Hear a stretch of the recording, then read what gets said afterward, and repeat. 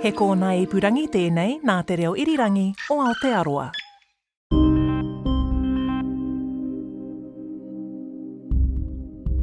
Hi, I'm Paul Roy, and just a word of warning.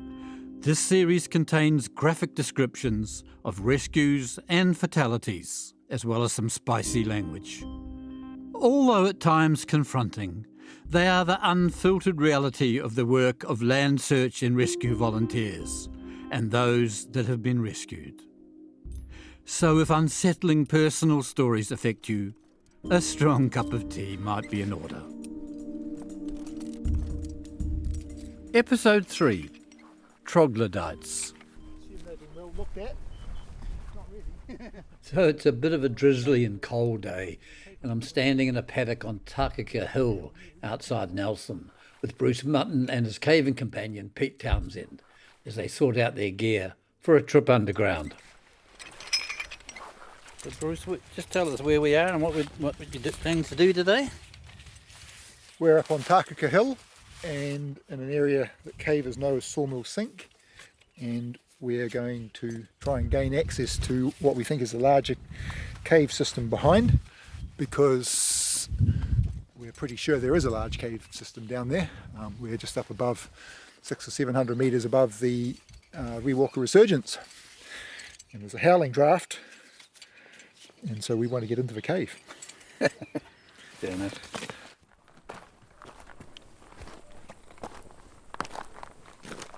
So we're just following a small path above a sinkhole. This track's obviously been made by various cavers over the years, and we've arrived at the top of the shaft. So Pete, you're going down this hole for what reason? We're trying to extend it, and we're hoping that if we can get into the stream here, because there's a river that flows only a couple of 100 metres away and disappears into the ground and is blocked. So we want to see if we can get down and hopefully rejoin the river. Okay. And then from there we're 600-700 metres down to Rewalker, and the water has to go down there very quickly because it's not very far away. That'll be brilliant if we can, because there's other caves that come into it from Middle Earth, but there's a big gap in the middle, and we're hoping this will be the key to the gap in the middle. You would have heard Pete Townsend mention Middle Earth.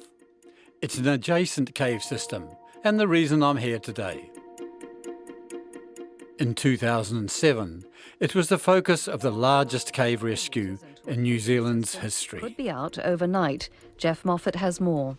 The rescue operation began on Saturday night after Motueka Dr Michael. One of those at the centre of the rescue was Dr Michael Brewer, an experienced caver and a regular up here at New Zealand's Mecca of caving. How are you, Michael? You got a day off today, or you just... I'm on holiday for the week. Oh, that's nice. I talked to Michael at his home on a sunny day overlooking Mapua Bay.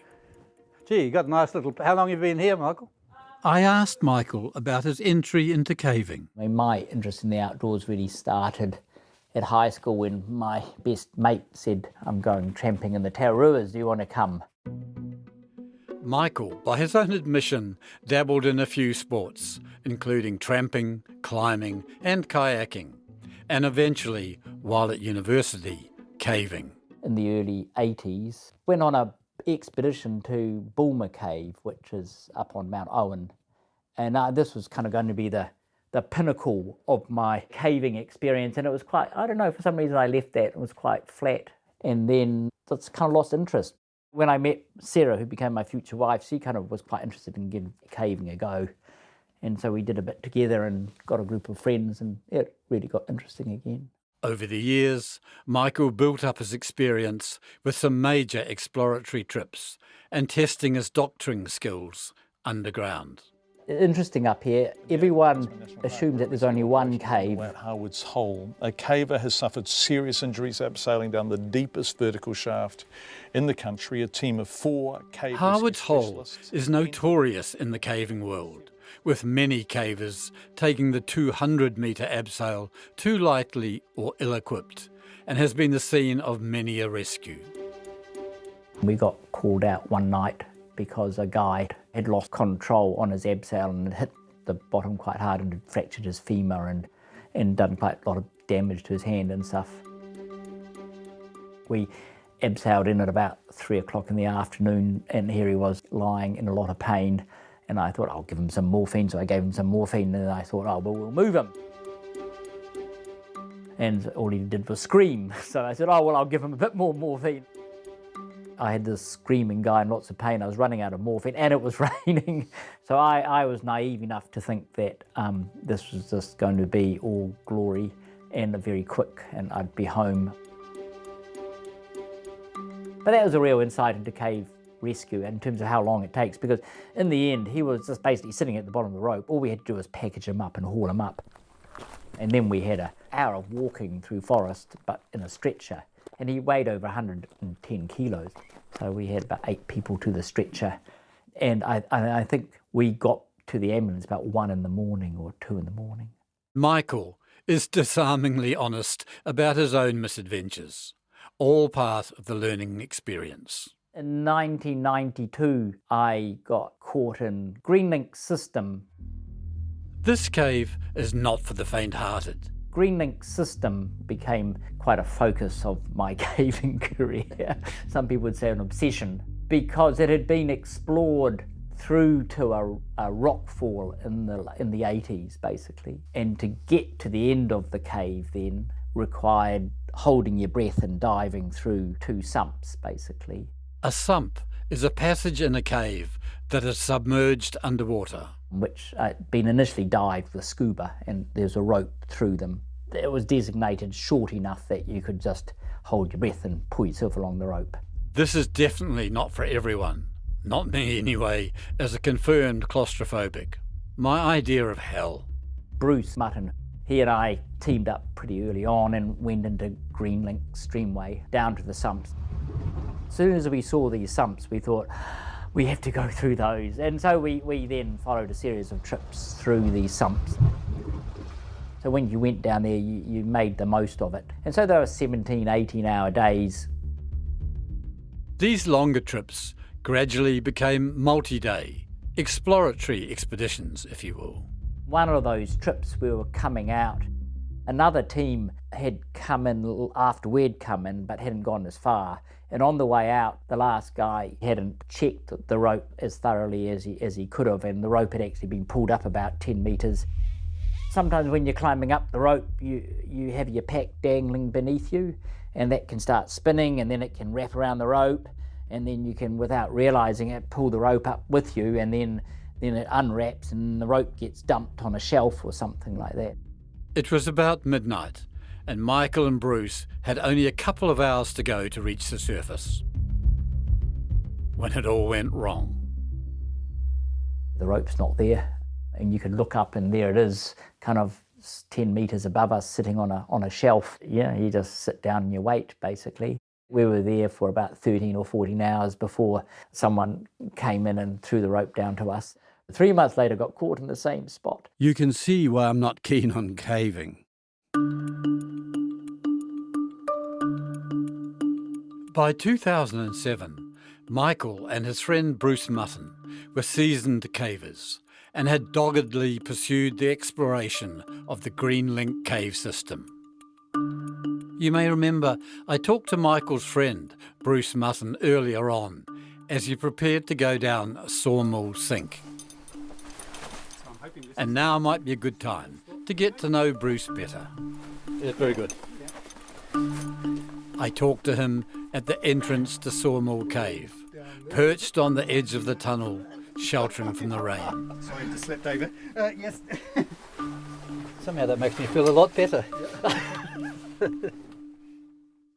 What was your sort of introduction to caving? The local venturer scout group, and I found out one of our scout leaders was a caver. And I thought, caving, I didn't even know that was a thing. Can you take me caving? I'd really like to go. So he took me to a cave called Uranui. I was hooked.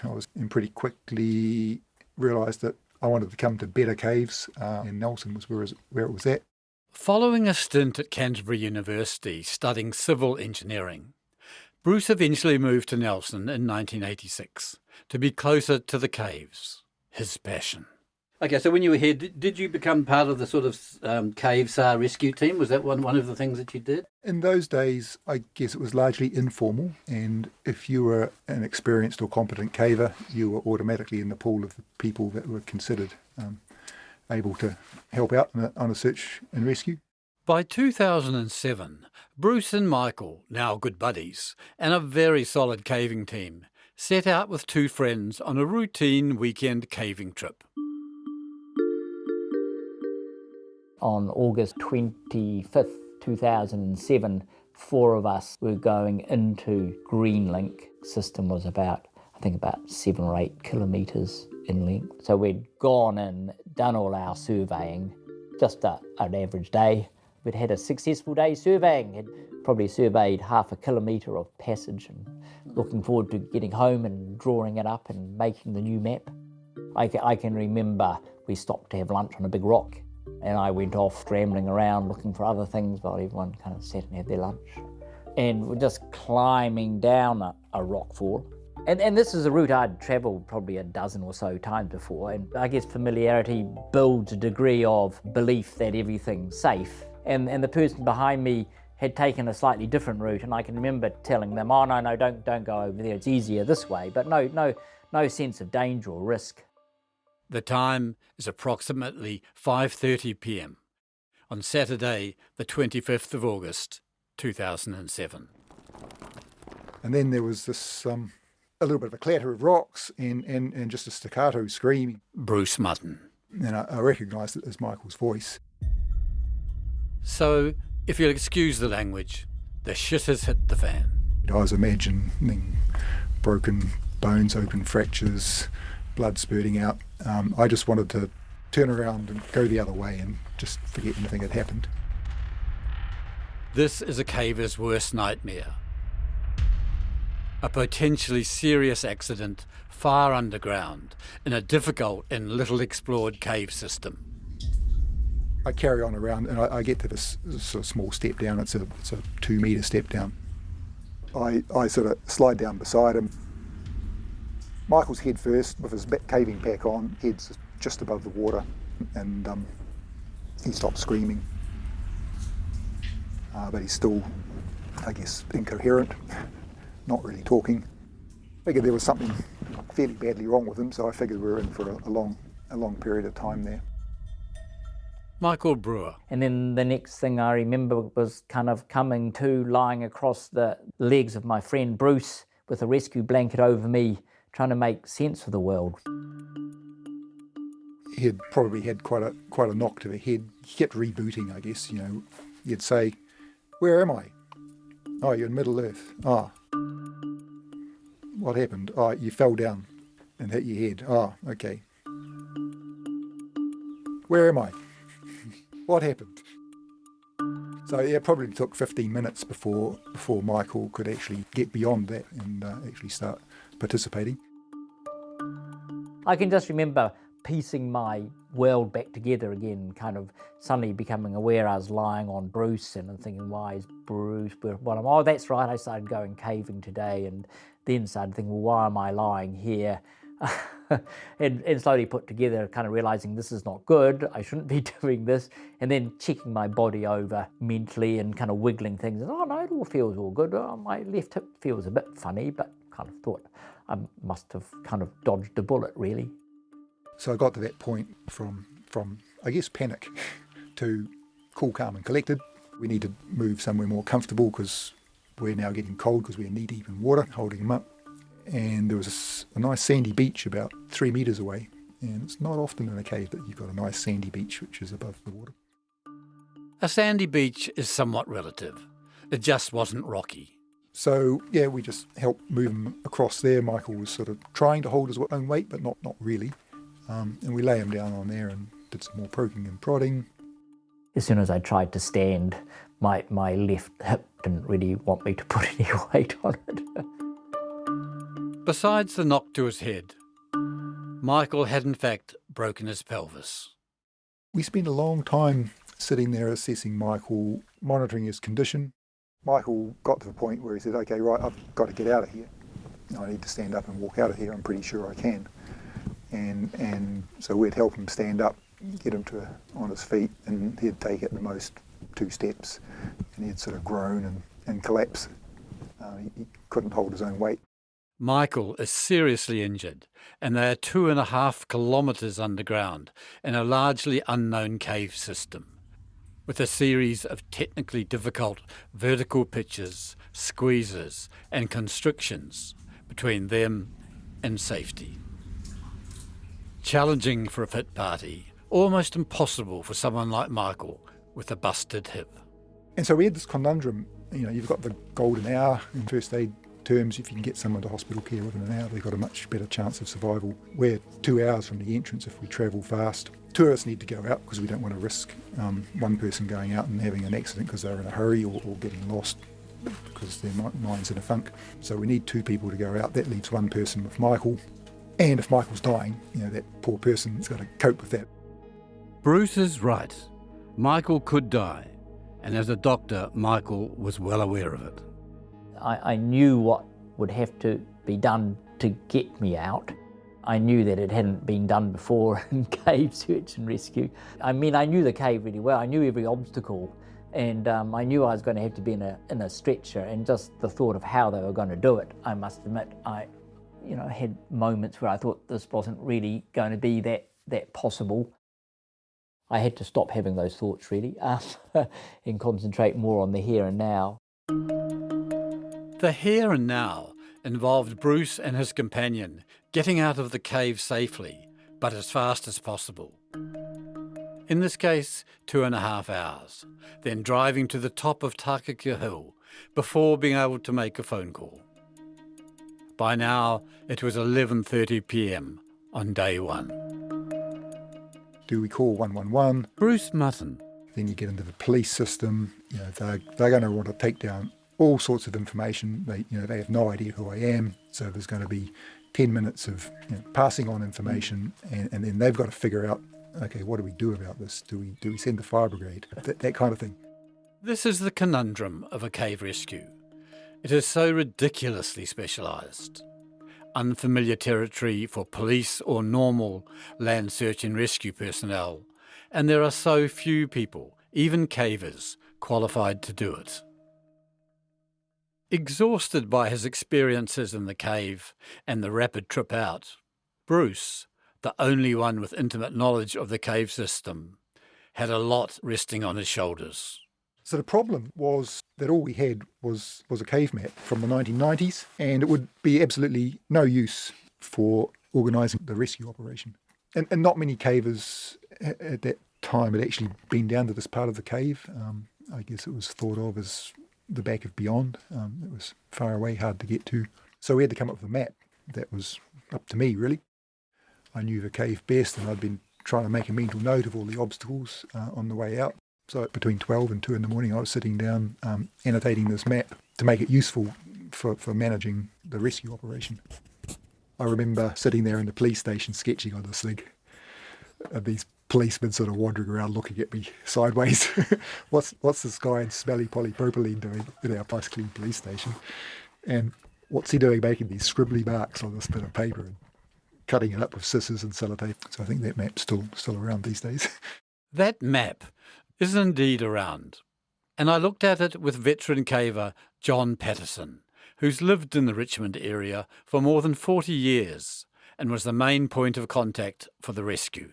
My name's John Patterson, but I'm known within the caving community as Oz Patterson. I was born in February 1957, so I'm getting up there a bit now. I'm sitting with John in his living room, surrounded by caving paraphernalia, with a pleasant view of Richmond to the west of Nelson beneath us. On a wooden table in front of us, a crinkled, much annotated map is spread out. Bruce came out of the cave. So And is this the actual sketch that he drew? Yes. Mike and Bruce and the other party members were surveying the cave. So a comprehensive map didn't exist, which in itself is a bit of a problem when you're trying to plan a cave rescue to get somebody out. The map is covered in notes and yellow highlights of the cave system. So down the bottom here you can see X marks the spot, and that's where Michael had his accident. And every so often you'll see signs like SQ, That means it's a squeeze. Coming along, there's rock piles, 2C, that's a climb. Another squeeze, 7C, so that's a 7-metre climb. So that would, if you're a fit caver, you'd be able to climb that. But if you're in a stretcher, it's going to have to be set up for a haul system. Here it says, hold me tight, squeeze. A squeeze is where you have to take your pack off. You have to align yourself up, possibly take your helmet off, maybe breathe out to get through. It's a tight constriction. Anything that had that on it was going to cause a major problem to get an injured person in a stretcher through. All the areas on this map that are highlighted in yellow are the obstacles that are going to be difficult. That's bad news because it's mostly yellow. A lot of it's yellow.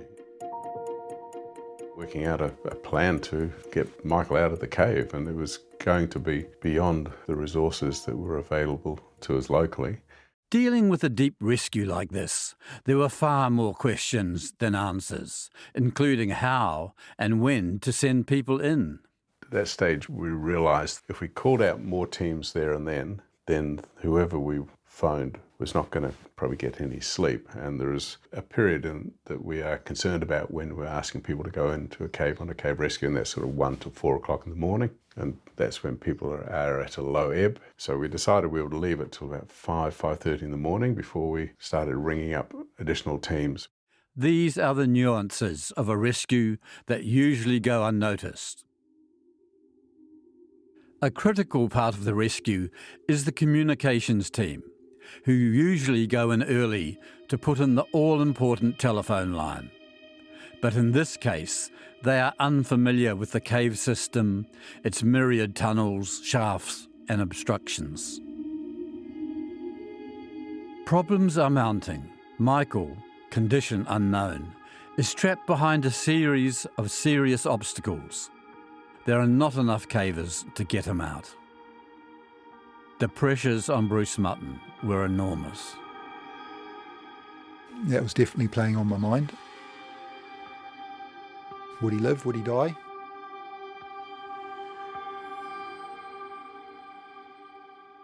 Once I've got the map sorted, then okay, now it's your problem. And probably now I need to get some sleep so that I can be useful. Because many of the people going on the rescue had no idea how to get there. And we only have a few experienced cavers. In the meantime, Michael's wife Sarah had been informed of the accident by both Oz, John Patterson, and Bruce Mutton, who after a short rest has been round to see her. Sarah, Michael's wife, asked me, can we get Michael out of the cave? And I said, I've no idea how we can get Michael out of the cave. There are so many obstacles, it's so far, I don't know if we can. Probably that wasn't the wisest thing to say. This would seem like a good time to hear from Sarah, Michael's wife. Greg, who's one of the other advisors who rang me up and told me that Michael had a fall and that he had an injury which meant that he was going to need rescuing, and also that he had a head injury. Sarah herself was a good caver and also a highly regarded incident management controller in the local search and rescue team. I talked to Bruce about Michael's head injury, and he said basically he'd been a bit in a loop to start with, but that had resolved before they'd left him. So that was my first worry out of the way. He wasn't going to have kind of permanent brain damage from the injuries, and didn't bother telling any of Michael's family or anything till the morning because it was kind of getting late at night. And yeah, had a fairly sleepless night, and basically had pretty much until 5 o'clock the next day not knowing whether he'd hemorrhaged to death overnight or not, because it was really slow to get information. Basically for every hour of ordinary caving time it kind of takes 24 hours of rescue time, so I knew it wasn't going to be quick. But it's really different when you're waiting to find out whether someone's alive or dead rather than trying to figure out what to do next. Meanwhile, the rescue was swinging into action, and major agencies, including the police, were taking the reins. I was just a normal bloody freezing worker, part of the union. I know I am a socialist. I'm as left-wing as you get, mate. This is Sherp Tucker, a very enthusiastic and likeable man, another legend in search and rescue. Sherp Tucker was an advisor to the police for 20 years. He was a good sort and involved in search and rescue incidents all around the South Island. His first was in 1965 as a 15-year-old, at the time when the local community was close. I'd known the boss, Mr Campbell, since I was a kid. He'd known my father, he'd known my mother, and I said, look, if I get called out, I'll just go. Oh, that's okay. You won't get paid. I said, I don't mind. But remembers this rescue only too well. The word came out there was an accident. The caving fraternity got hold of the police department, and that meant that I got involved, so did my boss. On the phone, we're yakking, okay, what are we going to do about this? Oh, we'll need a whole lot of things. We'll need this, this, this, and this, and we need these people here.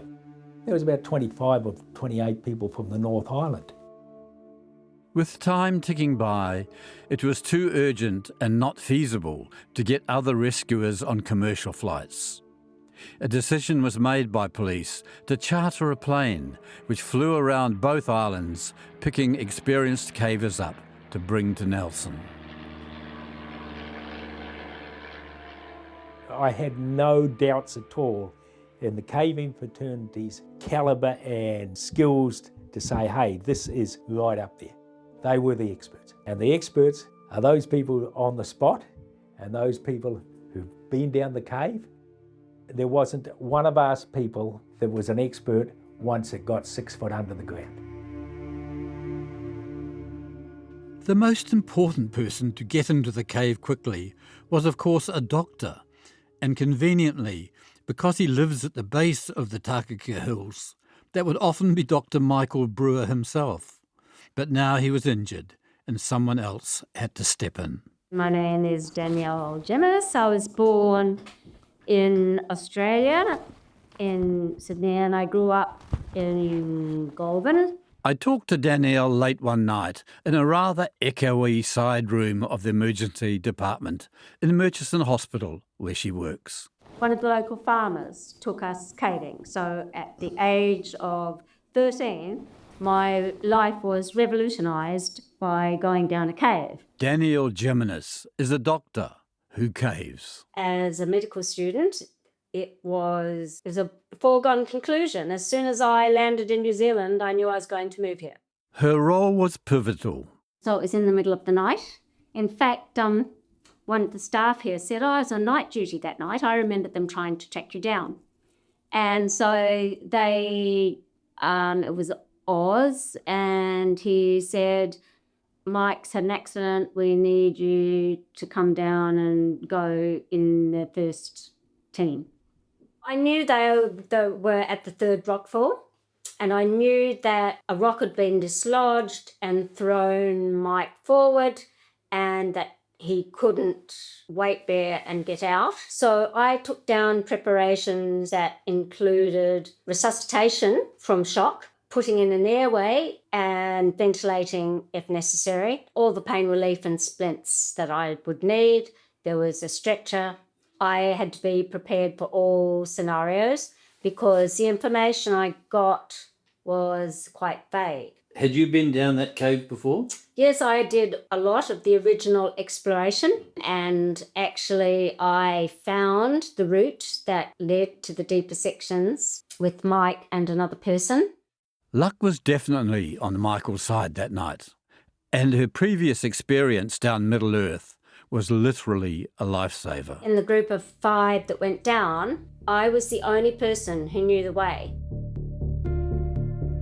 Oz did a fantastic job, but the one thing that they didn't realise in assembling this motley group of people was that who knew the way. That's one of the problems with caving being a small community. There's a long tail. There are very few people who can go deep caving, and there's not that many people who know a lot of deep caving routes. There's a huge number of people that gets caught out on these expeditions, but there's not a huge number of useful people. Danielle can be forthright, but she wasn't wrong. I went straight down to wherever they told us to meet, and they had got all this caving gear for me to wear. And I went via the Motueka St John's and picked up all the gear I needed. They just gave me a blank check, really. And then I put it in a bag and went underground. One of the most difficult but important aspects of a cave rescue is communications. Back in 2007, radios did not work underground, and rescues involved a team going in to lay a telephone line, which could be tapped into along its length. Oz Patterson. We did have one team put on standby that we contacted around midnight, and they were going to be the communications team. So we had a team going in there that followed them in with the communications, who didn't actually know where the connection was. Where Michael had his accident was in a new part of the cave that, apart from the people that were in the group, hardly anyone else knew that area. They were exploring the cave and surveying. Meanwhile, Michael and his companion were waiting patiently for rescue to arrive. Although, with his experience, Michael wasn't expecting any miracles. We had about 16 or 18 hours twiddling our thumbs. It was useful having a search and rescue background because you knew that help wasn't going to come in a couple of hours. We played a lot of rock, paper, scissors. I started thinking, well, maybe I could just try to crawl. And I think every hour or two I'd convince myself that maybe it was just a bruise, so I'd try to stand. Then I started thinking, you know, if I fractured my pelvis, I'm at a reasonable risk of bleeding to death because there are big blood vessels in pelvises. Probably jumping around is not a good thing to do. Going through all those kind of thought processes, and at the end of the day, the only thing you can do is kind of lie there and wait, really, and hope that your friends are going to come and rescue you. There was certainly a bit of gloom setting in at one stage, as I say, more focused around the enormity of the task and just how achievable was it, really. But, you know, one of the fears you have is that you're going to call in a major search and rescue effort and then after a day you're going to get better and walk out. While Michael is still harbouring thoughts of a self-rescue, Danielle and her team of 4 had started their journey towards him. Surely they'd be keen to get to the injured man as fast as possible. Well, no, you just cave at a safe pace. And to be honest, we took a lot longer than we should have because half the team weren't at all suitable to be put on that team. But the difficulty is finding suitable people at the suitable time. So there were 3 of us who could cave quickly and efficiently, and then there was the other 2. Danielle and her support team went underground at 4:30 a.m. They didn't reach Michael until 11 a.m. Sunday morning, 6.5 hours later. Michael was sitting there on a rock. He said hello, so, you know, that was like, oh, well, he's conscious and he can speak, so there can't be too much wrong with him. And then he started into a long-winded diatribe about he thinks he's got a sprained ankle. And so I waited for that to pass and I said, right, Michael, I doubt you have a sprained ankle because you have sat in this cave for however long. I want you to stand up. And I said, now I want you to take a few steps. And he took a few steps and he fell over into the creek. And I said, okay, Michael, you need to go on a stretcher and you've got more than a sprained ankle. And so then I did a secondary survey, as it's called, splitting the pelvis, and it became clear to me that he had fracture in his pelvis. When we took the second set of obs, about 10 or 20 minutes after I'd made him walk, his pulse went up quite significantly. I suggested that he have a litre of fluids, so it's likely that he, in the action of trying to walk, he lost blood. Giving fluids in a cave is a tricky thing because the fluids are cold. And so you're supposed to give the fluids at body temperature, especially if you don't want a patient to be shocked. You don't want them to be cold either. So the fluids circulated around as many armpits and nether regions as we could do, but it still wasn't ideal. And I put an IV in and asked him about pain relief. Then people, we got him warm enough in the stretcher. Earlier in the day, a third team, the Mickey team, went in to run a basic telephone line, but didn't reach Michael until 5 p.m. on Sunday, after a 7-hour trip following navigation problems. But it did allow Sarah, Michael's wife, to speak to Michael for the first time. Do you hear his voice? He sounded pretty upbeat because he's a pretty upbeat kind of person. And the other thing that had happened by then was that because I've been involved with caving and cave rescue, I knew all the cavers, and just the people that I knew that arrived, I just had every confidence that we're going to get him out, basically. It was like, oh, he's come, and they've come, and yeah, she's here, and oh yeah, no, this is going to work. They'll get him out. So the more people that kind of piled in to help that I knew. So that was a real positive side of being involved. And also the people who, obviously I didn't have a role in the IMT, but the people who were in the IMT were very happy for me to call into the police station and find out what was happening. A cave rescue is progressing faster than first thought. Rescuers of 47-year-old Mike Brewer say the injured climber, stuck 3 kilometres into a caving system, could be out overnight. Jeff Moffat has more.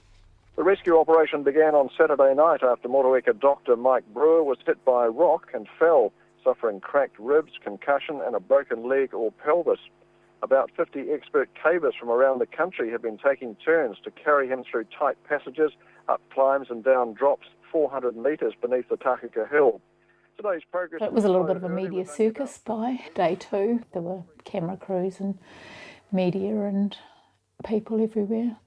They were kept at a distance, but I was happy to give them some access. The main person who annoyed me was Marcus Lush, who rang me at 6 o'clock in the morning, so I told him he needed to have some respect.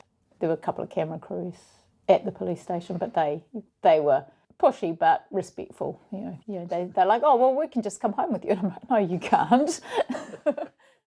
Deep within the cave, Michael, cared for by Danielle, was preparing for the carry-out.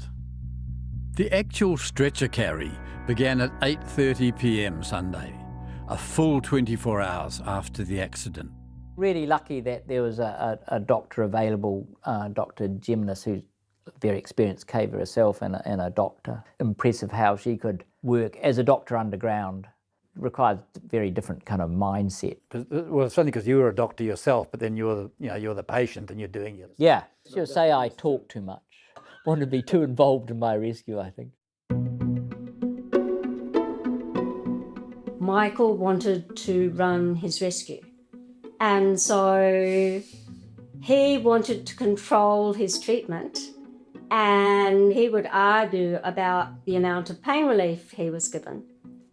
And so eventually the stretcher bearers came up to me and said, Dan, for God's sake, knock him out because we can't get on with this.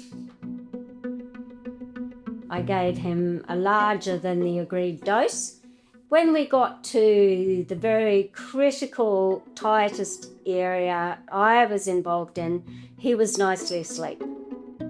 And that was good because that was a really difficult bit of passage. In the meantime, Michael's friend Bruce Mutton, after a short break on the surface, returned underground. It is perhaps easier to get an idea of what the rescuers face by listening to the account of just the very first obstacle tackled. Multiply this description by 100 and you'll begin to get an idea of the scale of the task involved from both Michael and Bruce's perspective. 1:30 in the afternoon the next day, Michael hasn't got past any obstacles yet. It's probably been moved 50 metres from the sandy beach. Only about 5 or 10 minutes up the stream was the Rockfall 1, which was the first obstacle, so that required a hauling rope to get you up about 4 or 5 metres to get into horizontal squeeze through the rock. Bruce Mutton. So he was hauled up that first 5-metre obstacle into a very precarious location with no floor, and now we had to feed him into a squeeze. It's about 2 metres long, kind of rectangular shaped and only just body sized. Getting Michael through that first squeeze, there was I don't know, 3 or 4 of us on the outside side of that squeeze trying to make it bigger. There may have been 5 people on the other side. There's probably only room for 1. I think we were there for some hours hammering away at that squeeze, half a dozen people taking turns, trying to make it big enough to get the stretcher through. So it was up an awkward slope that the stretcher carriers didn't have good footing on and was slipping down, and there was no place to really get a rope before they decided that I had to get out of the stretcher. There was a hole in the middle of this horizontal passage that needed filling up. So my friend volunteered to fill this gap. Unfortunately, because it took so long to get me through, he was in there for a long time, and the poor guy, I don't know if his back ever really recovered, or it took a lot of months before he felt better, so I owe him a lot of debt, really. If that was your first obstacle and then you already had to be taken out, that was not a good omen. No, it wasn't a good beginning. Although it goes against all the ethics of cavers, 2 particularly difficult passages, called Hold Me Tight and Let Me Go, had to be enlarged, just enough to get the stretcher through. It is still whispered about today. Underground, rescuers worked in shifts, bringing in food, drink and equipment, while others rigged sections of the cave ready for Michael to be pulled through or up. Above ground, the police monitored the rescue, and dozens of volunteers did their bit to keep the operation flowing smoothly.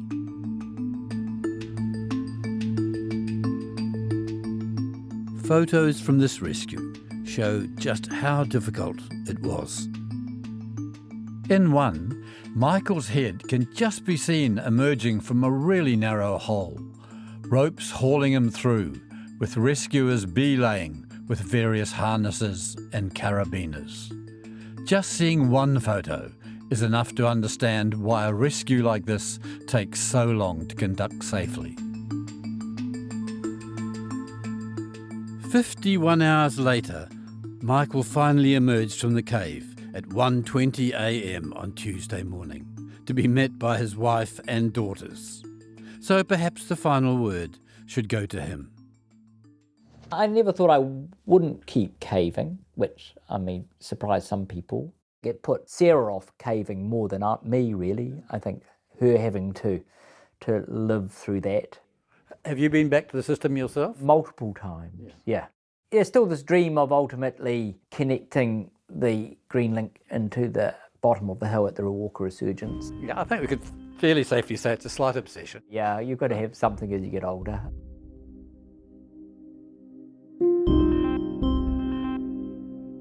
Next time. Before the days of chopper rescues and good communications, a winter rescue in the rugged Tararuas takes its toll. Yeah, the big issue will be just bringing some tented, some shelter in behind us once we find these dudes. It's 8:35 on the morning of Christmas Eve, and calls come in from Rabbit Pass. I think it's fair to say that Rabbit Pass is quite notorious around here, very steep. I was deteriorating quite substantially, I think, at that stage with lack of food. That's next time on Search and Rescue NZ. And thanks for listening.